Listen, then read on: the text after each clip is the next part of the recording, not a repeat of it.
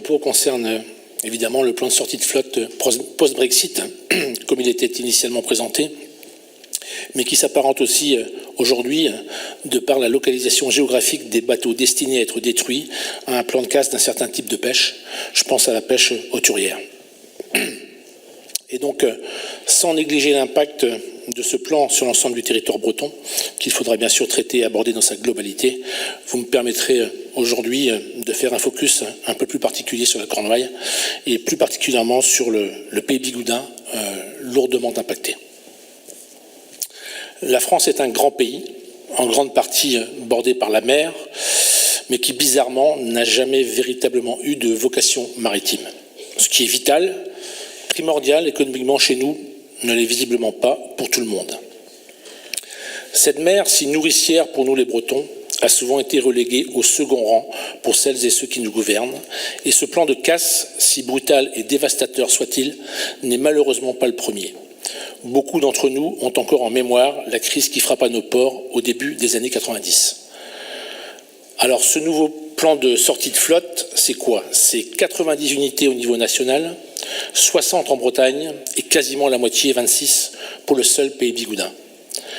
Quand on sait ce que la pêche a apporté à ce territoire, on imagine sans mal la catastrophe économique et sociale que cela représente, bien sûr pour les acteurs de la pêche, les marins, mais aussi pour l'ensemble de la population. Car c'est plus de la moitié de la flottille des hauturiers qui part à la casse au moment même où le syndicat mixte des ports de pêche et plaisance de Cornouailles investit plus de 10 millions d'euros sur la seule criée du Guilvinec et où il faudra sans doute aussi, malheureusement, s'interroger sur l'avenir des deux autres criées du secteur. Le pays bigoudin, c'est 2300 emplois directs dans la filière, dont 900 marins. C'est 63%, 30 000 tonnes des tonnages débarqués en Cornouailles, encore à ce jour, mais jusqu'à quand, la première place française de pêche fraîche. Le Guilvinec est la deuxième criée de France en termes de chiffre d'affaires, 62 millions d'euros par an. C'est donc le premier secteur d'activité du territoire qui est touché. Marins-pêcheurs, marailleurs, réparateurs, constructeurs de bateaux, transporteurs et au-delà, l'ensemble du commerce traditionnel bigoudin qui est touché. On évoque des baisses d'activité de 30 à 50%.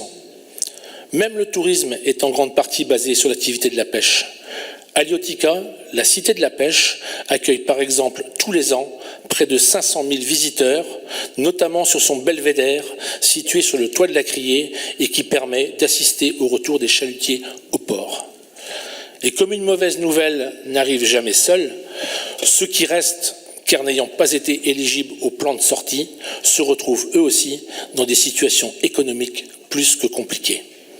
Avec un prix de gasoil hier à 0,94 centimes le litre, c'était le prix hier, quand un bateau perd de l'argent au-delà de 0,60 centimes le litre, avec des coûts du matériel de pêche en hausse constante de 30 à 40%, sur les éléments de chalut, sur l'huile et sur les assurances, et pour peu que les cours soient mauvais, eh bien certains ont fait le choix de ne plus aller en mer et laissent, comme on dit chez nous, le bateau collé au quai.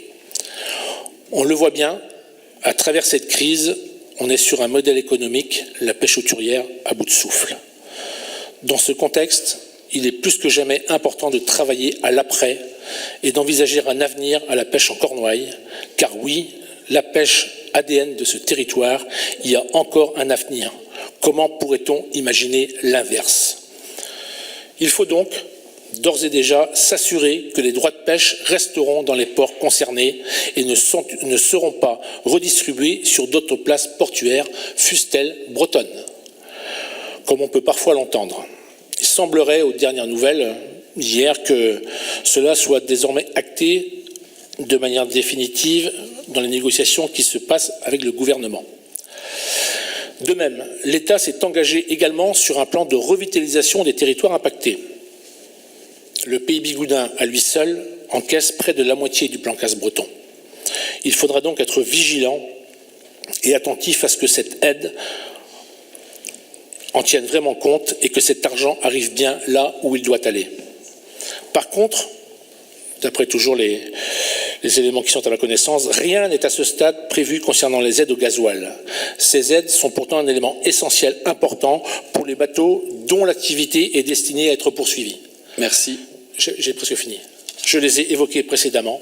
Dans ce, 2 minutes, même pas. Dans ce contexte, la région Bretagne a un rôle primordial à jouer, immédiat, dans la gestion de la crise et l'accompagnement auprès des élus du territoire, mais aussi dans le futur, pour aider à la transformation d'un modèle de pêche aujourd'hui exsangue en quelque chose d'innovant et de durable, mais en collaboration et en concertation avec les pêcheurs qui savent gérer la ressource. Ils l'ont prouvé. Je vous remercie, Monsieur le Président.